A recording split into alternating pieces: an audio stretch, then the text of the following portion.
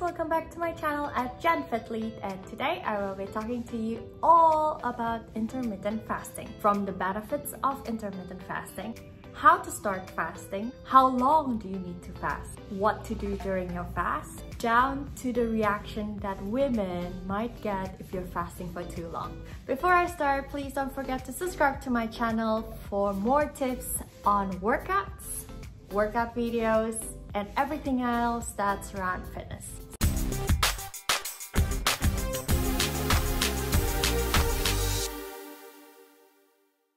So let's talk about intermittent fasting. Snacking or eating all day taxes our digestive system. It also makes your pancreas work a lot harder than it should. And when they're overworked, you can't absorb all the good nutrients that you put in your body. This is one of the reasons we fast. It actually allows us to rest our system during the fasted state. And during intermittent fasting, you only eat during your chosen eating window. So why intermittent fasting? Intermittent fasting fuels fat loss, improves self-esteem, is flexible, it's free, it's simple. It also reduces your visceral fat, or in other words, fat around the abdominal area and fat that surrounds your organ. It also improves mental clarity, helps to spike human growth hormones, which is very important. It also helps to build lean muscle mass. It reduces insulin level, cholesterol, sugar level, and everything that is not good for you. It also helps to suppress appetite, and it helps to enable you to stick to calorie deficit easier. So what is intermittent fasting? Intermittent fasting is absence of food in a given period of time that you choose. There are many types of fasting that you can do, and today I will talk about a type of fasting that can be done by men and women easily. What is happening in our body when we are fasting? When we eat, we release insulin into our pancreas that turns it into sugar. The sugars move into our cells, into our liver, into our skeletal mass to fuel us. But excess sugar becomes fat, something that we don't like to have in our body. Now, during a fasted state, our insulin level is low, so we tap into our fat as our energy source instead of sugar. Fasting daily is proven to reduce our calorie intake by 20 to 30%, or in other words, it also fuels for fat loss. So after you know and understand all that, let's talk about the difference between fat burners and sugar burners. Sugar burner is when our body taps into the sugar from the food that we consume as a source of energy. So you might experience this when we keep on eating from the time when we wake up, especially when you're fueling your body with processed food, any kind of food that is high in sugar, you actually feel a crash, or you feel very lethargic and you feel very tired throughout the whole day. We also feel dips in energy level, a struggle to lose weight, and the inability to maintain our energy level throughout the day. Fat burner, on the other hand, is when we sustain ourselves from eating from the time that we wake up. So when we are active, our body is using the stored fat in our body as a source of energy. By doing this, your body is allowing you to burn more fats, and there will be also a better distribution of the nutrients that you consume on each day. Doing this gives you more sustained energy. You remain clear cognitively, which means you have lesser brain fog, you sleep better, you age slower, and your body will constantly tap into fats as a source of your energy. What is my chosen fasting type? I always choose something that I can sustain for a long period of time. So the chosen method for my intermittent fasting is 16-8. 16-8 means 16 hours of fasting with an 8 hours eating window. So I usually will start eating at 12 p.m. and stop eating at 8 p.m. Or in other words, I will skip breakfast and also stop snacking after 8 p.m. So you can choose any time that suits you best according to your lifestyle to fast. Focus on the time that you open your fast. Let's say it's 1 p.m. Count 8 hours after that and stop eating by then. That way you can sustain this fasting a lot longer. So what do you consume during and after your fast? During the fasted period, you want to consume anything that's lesser than 50 calories. So I stick to water, black tea or plain tea, black coffee with no sugar, or maybe a tad of milk. As long as you cap it below 50 calories, you're still in a fasted state. When you break your fast, consume whole food choices. Choose food with best quality of protein and healthy fats. Why healthy fat? Because it helps you feel full for a longer period of time. And healthy fat also helps in good hormones production. You should also limit sugar and alcohol because it offsets the result that we're trying to achieve through fasting. So how do you start intermittent fasting? Now, without you even knowing, if you're so used to skipping breakfast, you're actually probably already doing intermittent fasting. But if you're someone who loves breakfast, I would suggest you to start your intermittent fasting by going 12 to 13 hours fasting fast before going all out to maybe a 16, a 20, or a 24 hours fast. And what you want to do after 12 to 13 hours fast, increase each day by an hour. So an hour each until you reach a fasting time that is sustainable for you. It will take 2 to 3 weeks before your body will adjust and benefit from the little goodness of the intermittent fasting, and then it will get better as time goes. I also suggest that you give yourself a solid 30 days before you decide whether intermittent fasting is good for you or not. And by 6 to 8 weeks, you will see the full benefit of intermittent fasting. Now, the key in all this is to stay consistent, to stick to what you want to do, and to give it a chance, give it time, and reap all the goodness from intermittent fasting. So there are a lot of questions about who is not suitable to do intermittent fasting. So if you have difficulty to control your sugar level, or you are diabetic and it's very hard for you to maintain a good sugar level, don't do it. If you're still a child, if you are older, well, when I say older, it means 70 plus. And of course, if you are still very young, don't do it when you're pregnant as well. Or if you have chronic heart disease. Do not do it when you have kidney issues. And most importantly, if you have an eating disorder history, it's preferable for you to consult someone who is professional first before embarking this fasting journey. And lastly, if you have a low body mass index or you're just out from hospital, please do not attempt to do intermittent fasting. Fasting for women. And we have come to the topic that I really want to talk to you and to share with you about, which is going to be intermittent fasting for us women. Intermittent fasting is beneficial for everyone. It's very beneficial for men, but there are a couple of women or a handful of women that is not showing a too positive effect on intermittent fasting. So let's talk about the why and how to deal with it. So many of you know that there's a saying that says that women is so hormonal, and we do have some hormones that regulates our cycle or our menses. Now, these hormones help to regulate our ovulation, and when it comes to reproductive system in a female body, it is quite touchy and very sensitive to what we consume to our body. So our HPG axis, or let me read it, Hypothalamic-Pituitary-Gonadal axis, I think that's what it says. It does send out a lot of signals to our body. It helps signal to release our LH and FSH. If you want to know more, just read it through what is LH or FSH. In short, it just means it triggers the production of our estrogen and progesterone in women. So when that's a little bit messed up by the lack of nutrients that we need for our body on our day-to-day living, it messes up our whole system.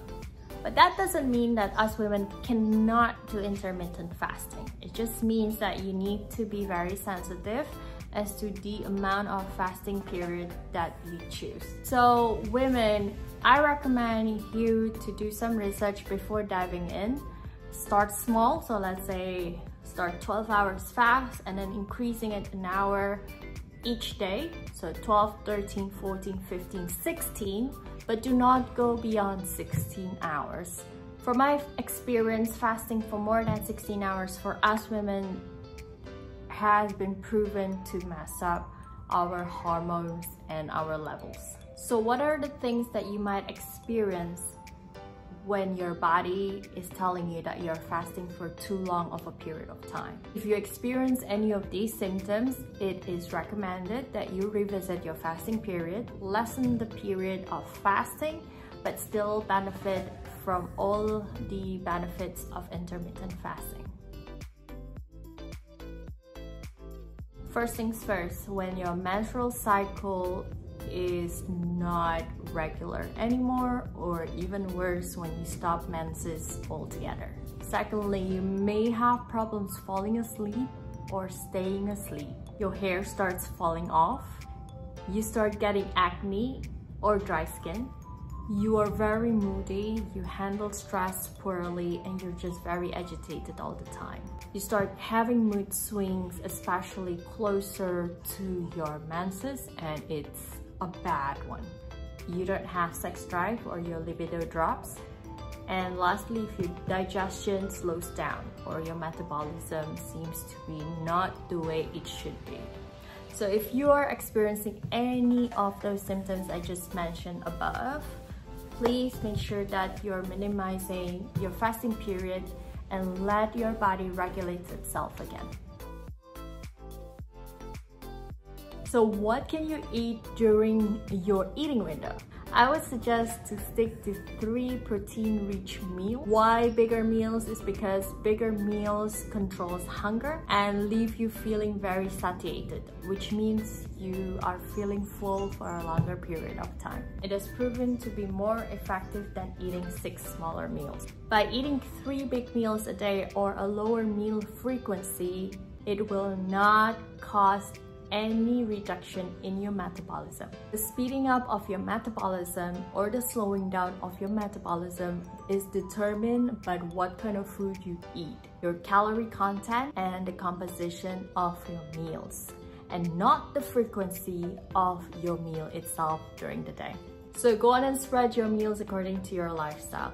If you can have a big lunch and be busy with your work and have a good dinner, stick to that instead of focusing on consuming small meals throughout the whole day.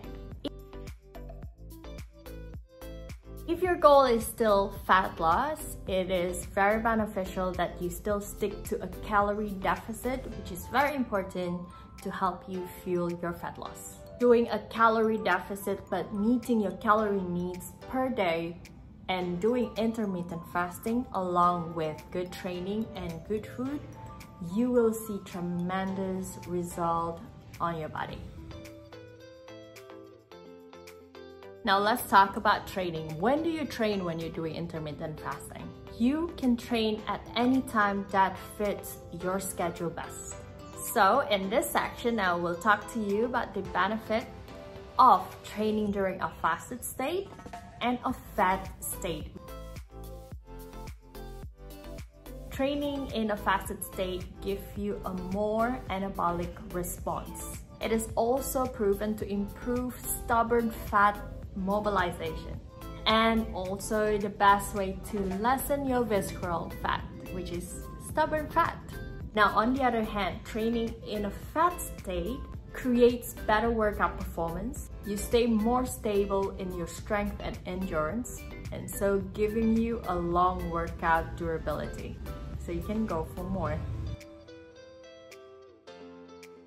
So when do you eat in relation to your training? If you're working out in a fast state and your aim is to build muscle, prevent muscle loss, you need to time your workout so your first meal is within the hour after you work out. During your first meal, consume high protein diet and good carbs diet. What if you're unable to consume your food within the hour after you work out? Which means, let's say you can only fit in a workout at 6 in the morning, but you can only break fast maybe at 12 p.m. I would suggest that you fuel up on amino acid and protein through a shake. Now, this is very important. Some of you may be asking, if I consume a shake, does that mean I am consuming a meal? Am I breaking the less than 50 calories rule? When you're consuming a shake, it will spike your insulin level, or in other words, you're consuming something during a fasted state. It will not interfere with the benefit of you doing your intermittent fasting. And why is that? It's because you're still pushing most of your calorie intake within a given period of time when you break fast later on. The most important thing about fat loss is doing a fasted workout during a fasted state. So let's go to the other side. When do you eat after a workout in a fat state? Just eating a pre-workout meal 1.5 hours before your workout, and then have a post-workout meal after that. Timing on your eating after working out in a fat state is not as important as timing your meal during a fasted state, especially if your aim is to build muscle and not to lose muscle. Remember, if you're trying to maintain fat loss but at the same time gain muscle and you're doing a workout in your fasted state, consume your food 1 hour within the hour after you finish working out. So there it is. That's all my tips on intermittent fasting, and if I can put it all in point form, this is my take on intermittent fasting. Firstly, choose a fast that is suitable for you and your lifestyle. Secondly, if you're a woman, start by doing 12 to 13 hours fast per day. Increase by the hour each day and see how you feel. Give yourself around 3 months for your body to regulate, and then you can stick to that routine.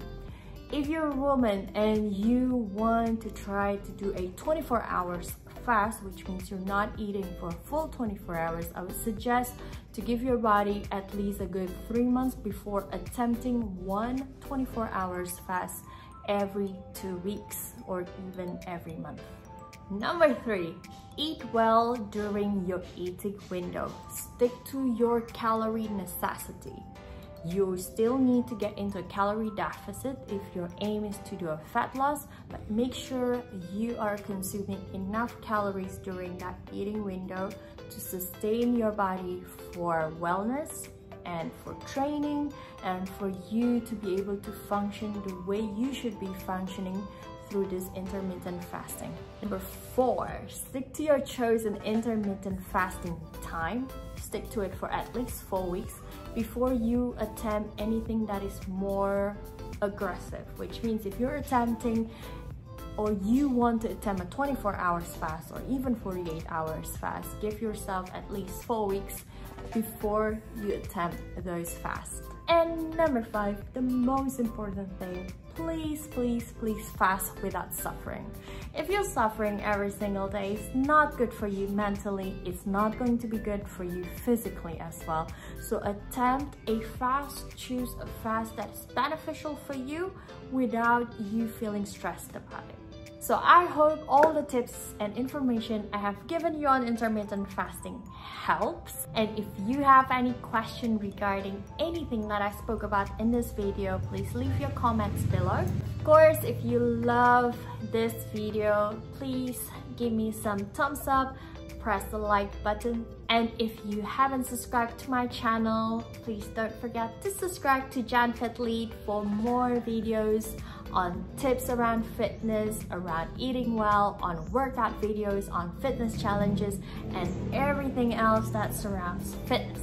And last but not least, turn on your notification button so you don't miss any videos that I posted almost on a day-to-day basis. Thank you so much guys for listening and for tuning into my channel. I will see you in my next video.